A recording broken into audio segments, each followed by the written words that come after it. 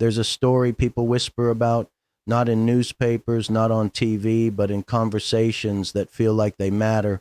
A story about a world that looks normal on the surface, but underneath something else moves. Some call them reptilians, not literal creatures, but a nickname for the cold, power hungry, emotionless forces that sit high above the everyday person. People who move like predators in a world full of people just trying to survive. People who smile at the camera while pulling strings behind the curtain. When folks use that word, they're not talking biology, they're talking behavior, they're talking systems that act with no empathy, no accountability, no connection to real people's lives, systems that feel alien because they don't think like us, talk like us, or care like us.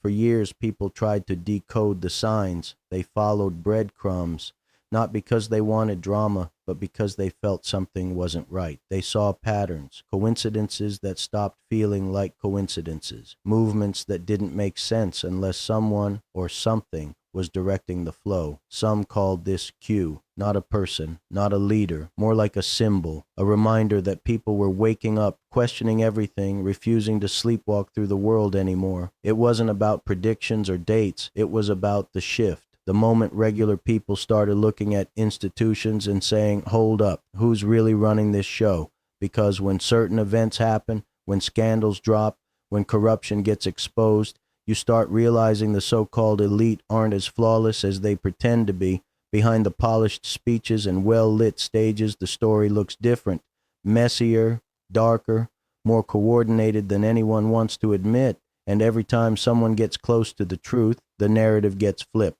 The person asking questions gets labeled the problem. The whistleblower becomes the villain. The evidence becomes misinformation. The pattern becomes a coincidence. That's how shadow systems survive, not by force, but by confusion, by distraction, by keeping people overwhelmed, divided, and exhausted. But here's the twist.